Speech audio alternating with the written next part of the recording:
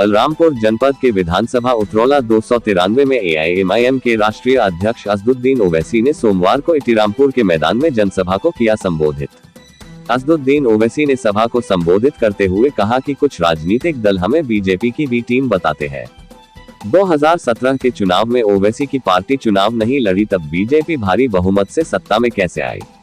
मुस्लिम वोटों का बंटवारा सपा, बसपा व कांग्रेस में होने के कारण भाजपा सत्ता पाती है। कौम के ठेकेदार हमारी वोटों का सौदा करते हैं।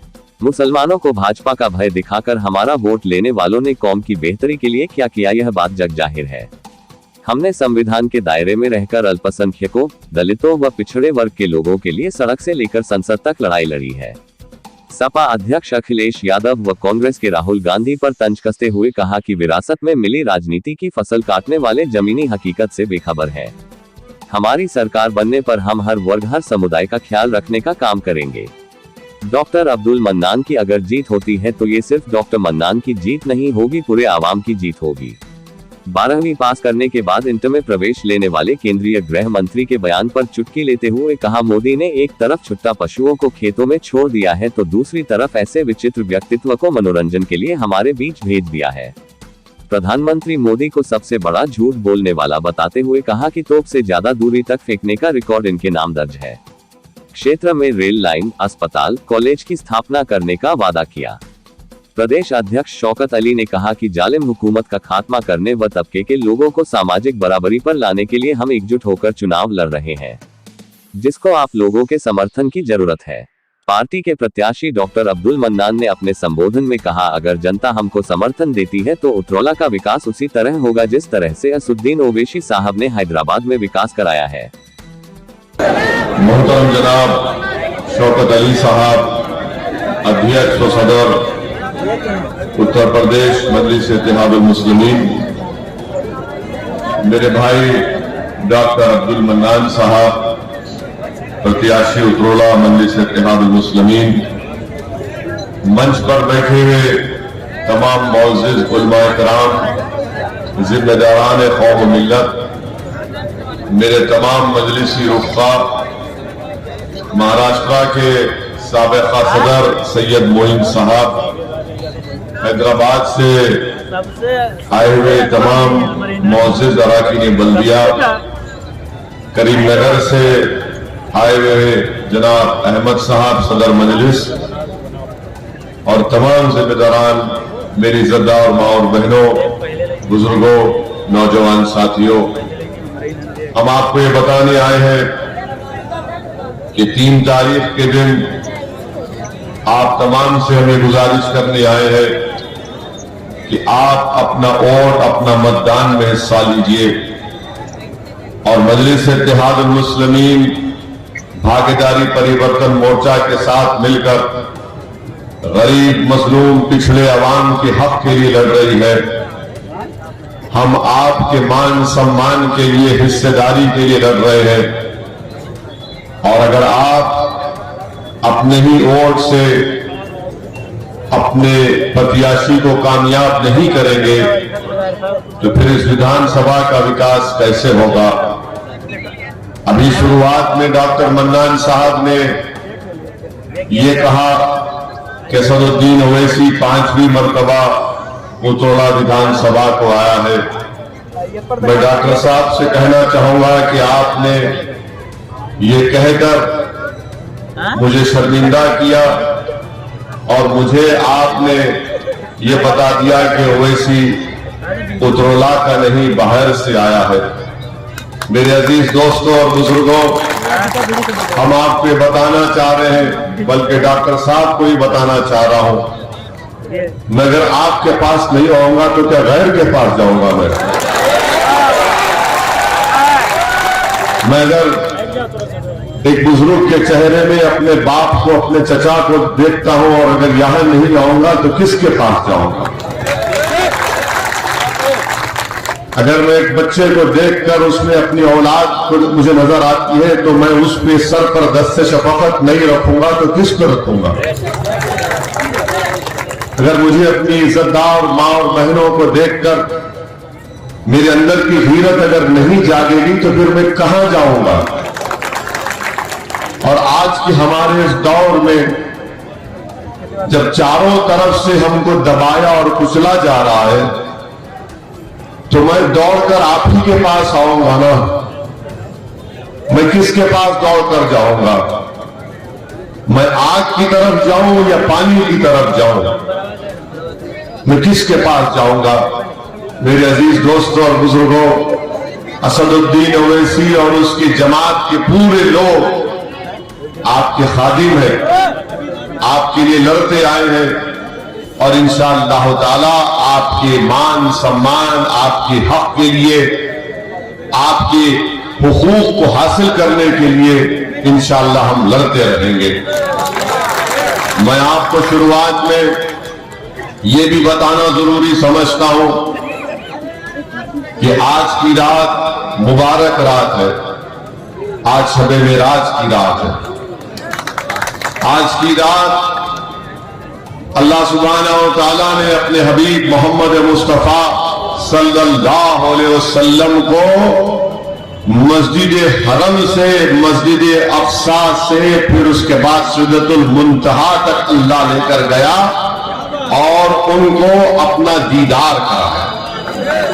तो ये मुबारक रात है और उलमाए किराम ने कहा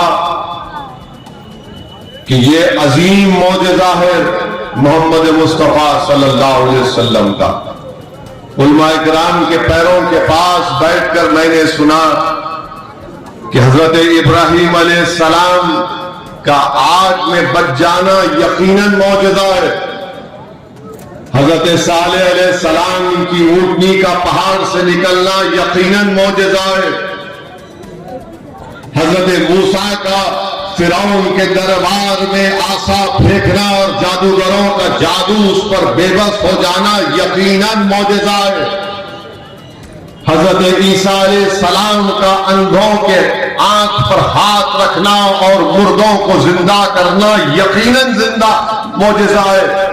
मगर ये तमाम मौजज़े जमीन पर हुए और मेरे आका का मौजज़ा जमीन से शुरू हुआ तो आसमानों की इंतहा तक पहुंच गया। तो मेरे अजीज दोस्तों और बुजुर्गों, क्योंकि मुबारक रात है, कोई ये ना समझे कि ओवैसी सिर्फ राजनीति की बात करता है, दूसरा नहीं कर सकता। ओवैसी राजनीति की भी बात करता है, संविधान की भी बात करता है, दुनिया की भी बात करता है, हुकूक की भी बात करता है, गरीब की भी बात करता है, मजलूम की भी बात करता है और आका की गुलामी में अपने आप को गुलाम बताने की भी बात करता है। राजनीति अपनी जगह पर है, मगर अगर कोई सब्ज गुंबद के मकी के दर का कुत्ता है और वो कुत्ता आका के बारे ना बोले तो क्या राजनीति है। मेरे अजीज दोस्तों और बुजुर्गों, इस गुनाहगार के लिए भी दुआ फरमाइए, इस गुनाहगार के लिए भी दुआ फरमाइए कि अल्लाह सुब्हानहू व तआला हम तमाम का खातिमा ईमान पे कराए। मेरे अजीज दोस्तों और बुजुर्गों, 3 मार्च को आपको डॉक्टर मन्नान को कामयाब करना है। ये कामयाबी डॉक्टर मन्नान की नहीं होगी, ये कामयाबी आपकी होगी। उतरौला विधानसभा में मजलिस-ए-इत्तेहादुल मुस्लिमीन की कामयाबी को रोकने के लिए बीजेपी, सपा और कांग्रेस मिलकर ये कोशिश कर रहे हैं कि डॉक्टर मन्नान की कामयाबी को रोका जाए। मगर मुझे यकीन है कि जो जमीन व आसमान का खालिक मन्नान है, वो अब्दुल मन्नान को जरूर कामयाब करेगा अपने नबी के सत्ते में इंशाअल्लाह ताला। तमाम लोग मिल लो, जितना मिलना है मिल लो, मगर फैसला तो रब्बे करीम करने वाला है। ओवैसी की तकरीर से लोगों के दिल बदल नहीं जाते, वो तो सदका है कि अल्लाह ने अपने हबीब के करम में, उनके सदक़े में लोगों के दिलों में मजलिस की मोहब्बत को पैदा किया। ये ओवैसी की जबान, ये ओवैसी की तकरीर नहीं, ये तो करम सब गुम्बद के मकी का है कि उन्हीं का करम है। हम तो सिर्फ अल्लाह से यही दुआ करते हैं कि परवरदिगार, दिलों को मोड़ने वाले आप हैं। आज हम बातिल ताकतों के तूफान में या अल्लाह हम एक चिराग को जला रहे हैं तौहीद के, हम तो हमेशा ये कहते कि परवरदिगार बातिल ताकतों के तूफान में हम एक चिराग को जला रहे हैं, या अल्लाह इस चिराग को तेरे नबी के सदक़े में बचा के रख ले। बस हम तो सिर्फ यही बोलते हैं, यही काम करते हैं, और अल्लाह के करम से हमने तूफानों में चिराग जलाने का हुनर हमने सीख लिया है। अब डर नहीं होता, डर इस बात का होता है कि मरने के बाद क्या जवाब देंगे, क्या मुंह लेकर जाएंगे। क्योंकि जब तुम इश्क का दावा करते हो तो याद रखो पूछा जाएगा तुम किससे इश्क करते थे। तुम उन लोगों से इश्क करते थे जो तुमको बर्बाद करना चाहते थे, या तुम उन लोगों से इश्क करते थे जो तुमको बचाना चाहते थे। मेरे अजीज दोस्तों और बुजुर्गों, इस चुनाव में आपको एक अच्छा फैसला लेकर यहां से अपनी जमात मजलिस इत्तेहादुल मुस्लिमीन को कामयाब करना है। एक एक वोट का सही इस्तेमाल करिए, डरने और घबराने की जरूरत नहीं है। एक और अहम बात हम आपको बताना चाहते हैं, हमारी माँ और बहनों को भी पैगाम देना चाहते हैं कि लोग आकर आपसे कहेंगे कि असदुद्दीन ओवैसी भड़काऊ भाषण देता है, असदुद्दीन ओवैसी नौजवानों को जज्बात में लाता है। तो हाँ, मैं इकरार करता हूं, मैं जज्बात में लाता हूं। मेरी तकरीर या मेरे अल्फाज या मेरी जबान से नौजवान जज्बात में नहीं आता, ये मेरा काम नहीं है। मैं सच्चाई को बयान करता हूं और जो हक है वो तुम्हारे जज्बात में तब्दीली पैदा करता है। और यकीनन जज्बाती रहना जरूरी है। अगर आप नाइंसाफी को देखेंगे और आपका दिल ना तड़पे तो फिर जिंदगी का सबूत क्या है। अगर आप एक मासूम बच्चे की आंख में आंसू देखेंगे और उसके सर पर हाथ नहीं रखेंगे तो फिर जज्बात तो जरूरी है मेरे भाई। अगर आप जुल्म को देख रहे हैं तो आप अपने हाथ से जालिम को नहीं रोकेंगे तो फिर क्या बात है।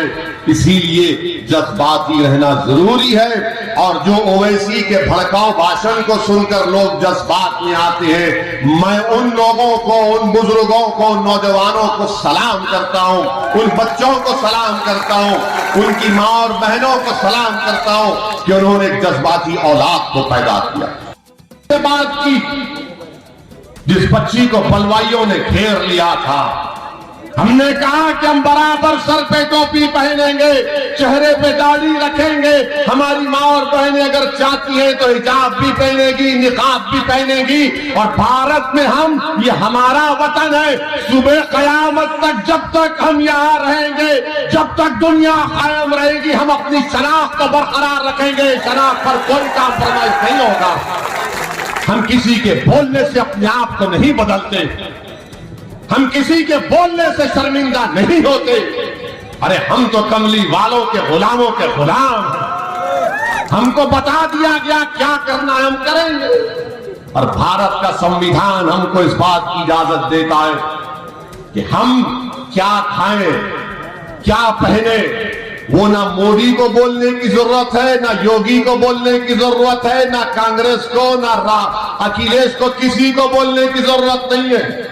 तुम्हारा काम शिक्षा देना, तुम्हारा काम अस्पताल बनाना, तुम्हारा काम रोड बनाना, तुम्हारा काम स्लाटर हाउस की इजाजत देना, तुम्हारा काम साइंस से बचाना। तुम वो कुछ नहीं किया, बर्बाद कर दिया हमको। हमारे बच्चों को शिक्षा नहीं मिली, अब मेरी दाढ़ी और मेरे हिजाब के पीछे पड़ गए। तुम जो चाहे कर लो, हम अपनी मर्जी के मुताबिक जिंदगी गुजारेंगे। तुम हमको जिंदगी का सलीका मत सिखाओ। दुनिया हैवान थी तो हमने उनको इंसान बनाया, मेरी तारीख है। मेरे अजीज दोस्तों और बुजुर्गों, मेरी आपसे ही गुजारिश है कि आप 3 मार्च के दिन डॉक्टर अब्दुल मन्नान को कामयाब करिए। और आप जानते हैं कि हम क्यों कह रहे हैं। यहां पर इस विधानसभा में हजरत शहीद मिल्लत शाह अब्दुल कुद्दूस रहमतुल्लाह अलैह की 119 साला दरगाह थी। इसको हुकूमत ने उसका दरवाजा बंद कर दिया गया था, तो क्या कांग्रेस आई थी दरवाजा खुलाने के लिए? हजरत के आस्थाने का रास्ता बंद हुआ तो यही अब्दुल मन्नान दौड़कर पहुंच गया, यही अब्दुल मन्नान दौड़कर पहुंच गया। ये तो अल्लाह के वली का आस्थाना है। हमको बताया कि आपका शिजरा पीराने पीर शेख अब्दुल खादर जिलानी रहमतुल्लाह अलैह से मिलता है, शहीद साहब बगदाद से मिलता है। मेरे अजीज दोस्तों और बुजुर्गों, आखिरी बात याद रखो हमारी इस बात को, जिस समाज का नेता होगा उसी की आवाज को सुना जाएगा। जिस समाज का नेता होगा उसी की आवाज को सुना जाएगा। तुम्हारा नेता नहीं है, तुम्हारे बच्चों के आंखों के जो आंसू बह रहे हैं वो बहते रहेंगे। तुम्हारा नेता नहीं होगा तो तुम्हारा इनकाउंटर होता रहेगा। तुम्हारा नेता नहीं होगा तो तुम्हारी विधानसभा में स्कूल नहीं खुलेगा। तुम्हारा नेता नहीं होगा तो उतरला में विकास का काम नहीं होगा। तुम्हारा नेता नहीं होगा तो स्लॉटर हाउस नहीं खोला जाएगा। तुम्हारा नेता नहीं होगा तो तुम्हारा मान सम्मान नहीं किया जाएगा। ये वतन अजीज भारत की और उत्तर प्रदेश की हकीकत है।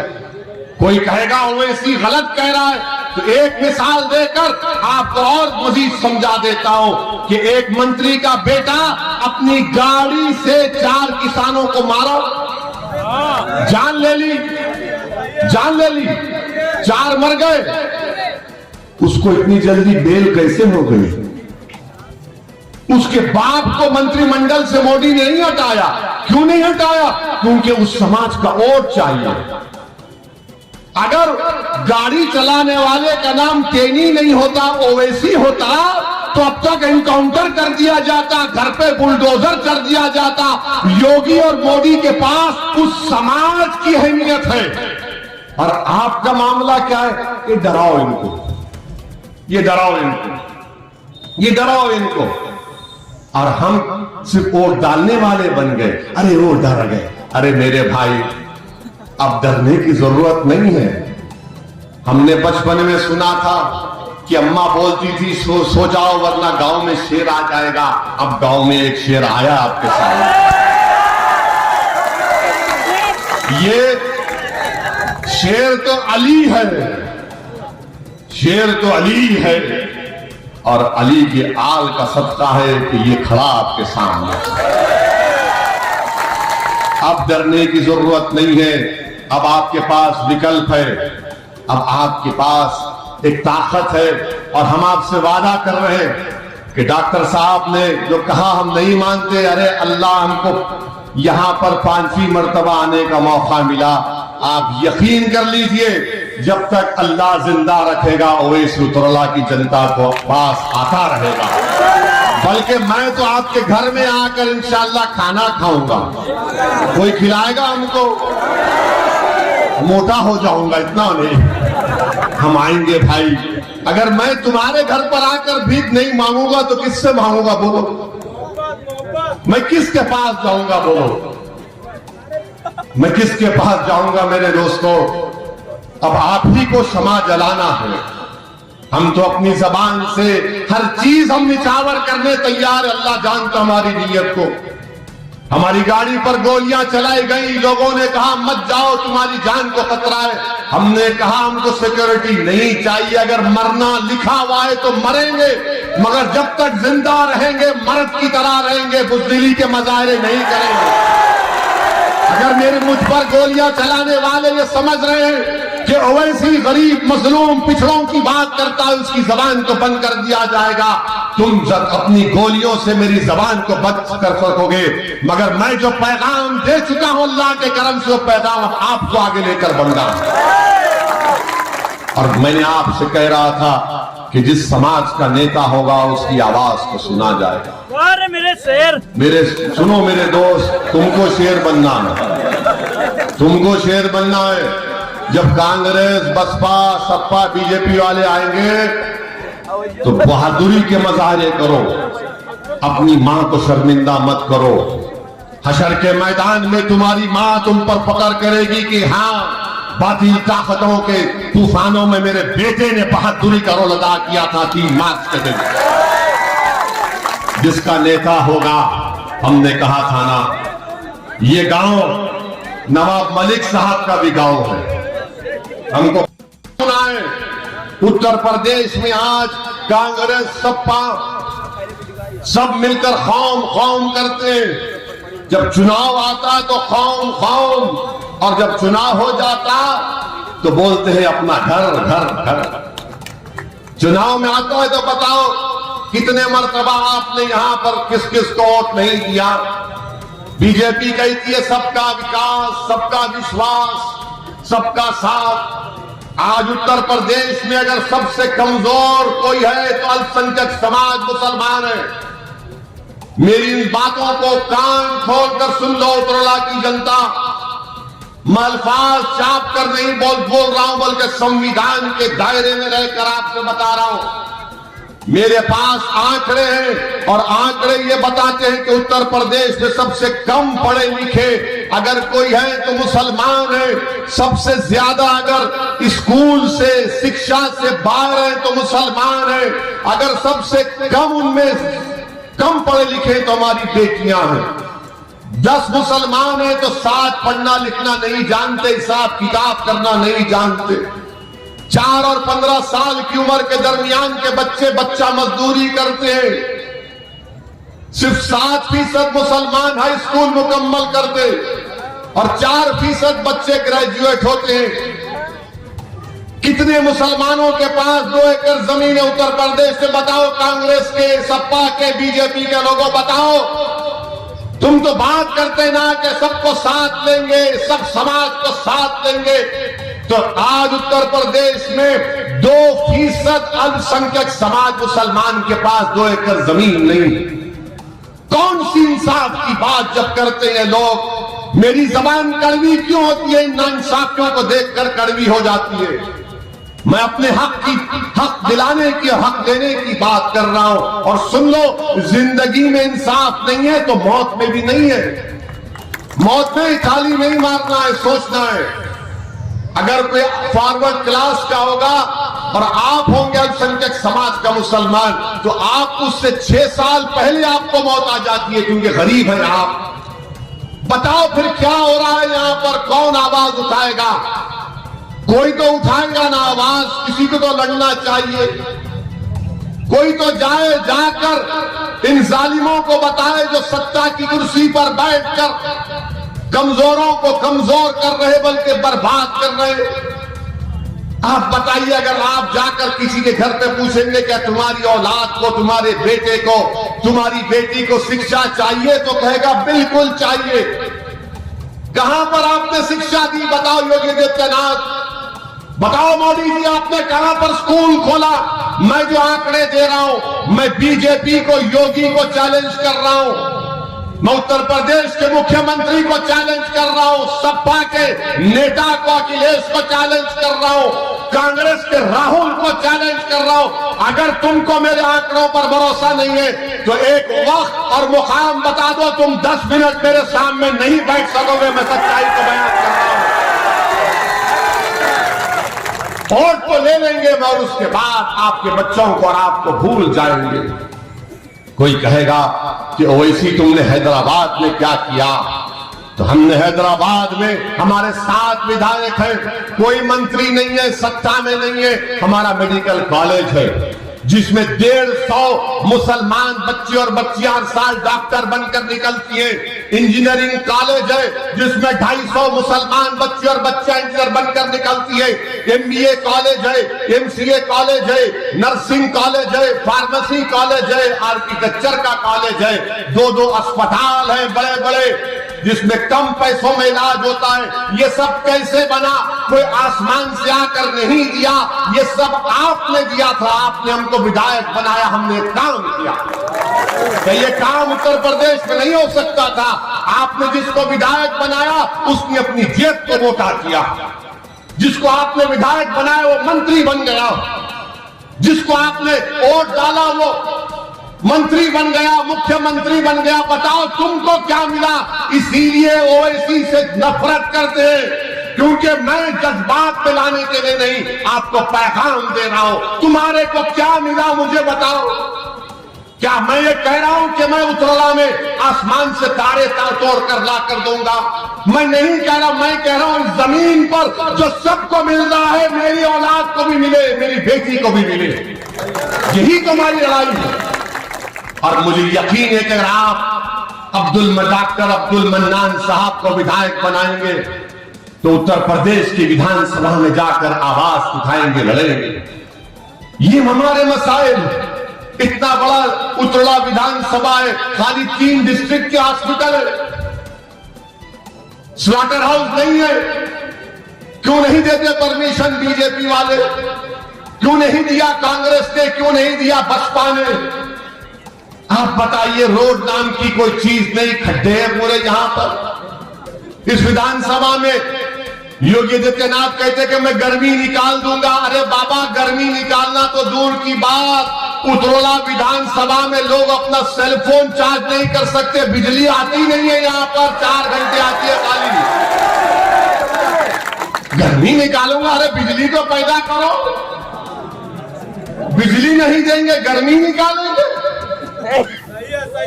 बिजली नहीं दिए बाबा, और बोल रहे कि मैं मई जून में बर्फ लाऊंगा। अरे पहले बिजली लाओ। बाबा बोलते गर्मी निकालूंगा, मगर ये सांड क्या कर रहा है खेतों में रातों में?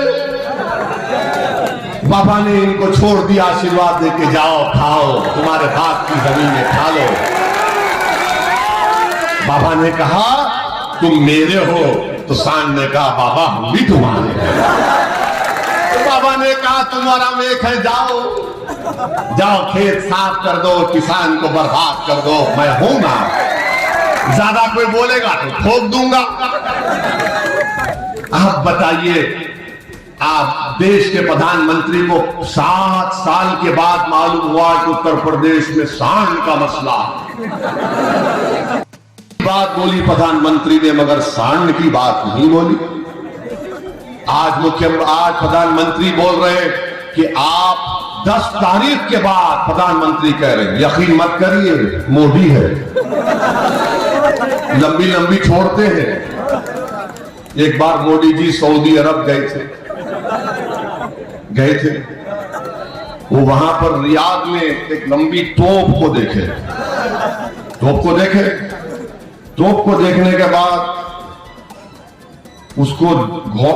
उसके अतराफ फिरे और वो शेख से पूछे कितना लंबा फेंकती। वो शेख भी बड़ा चालाक था, उसने कहा तुमसे कम फेंकती। ये जोक है, कहीं यकीन कर लेंगे आप, हम भी कहने से लग जाएगा। बाबा बोलेंगे हैं ऐसा बोला, इसको जाओ जेल में डालो, जेल में हम जाने तैयार, हम मरने तैयार हैं।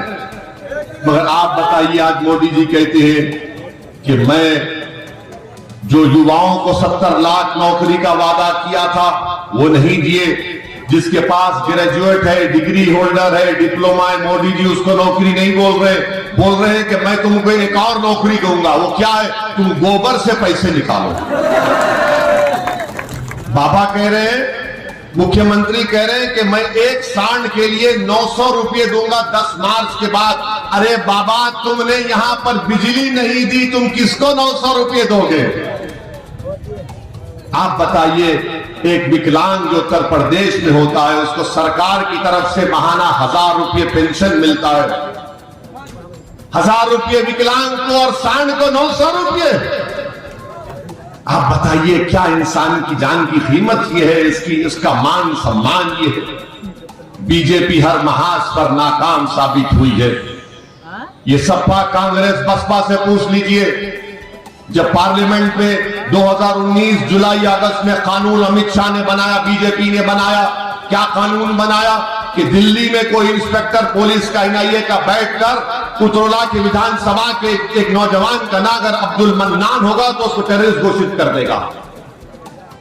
कांग्रेस ने जो आज घूम रहे खौम खौम खौम कह रहे ना, ये कांग्रेस और सपा बीएसपी ने अमित शाह के लाए हुए कानून की तायीद की। हमारा यकीन करना है तो यूट्यूब पर हमारी तकरीर उठाकर देख लीजिए, 2019 की जुलाई अगस्त की तकरीर है लोकसभा की।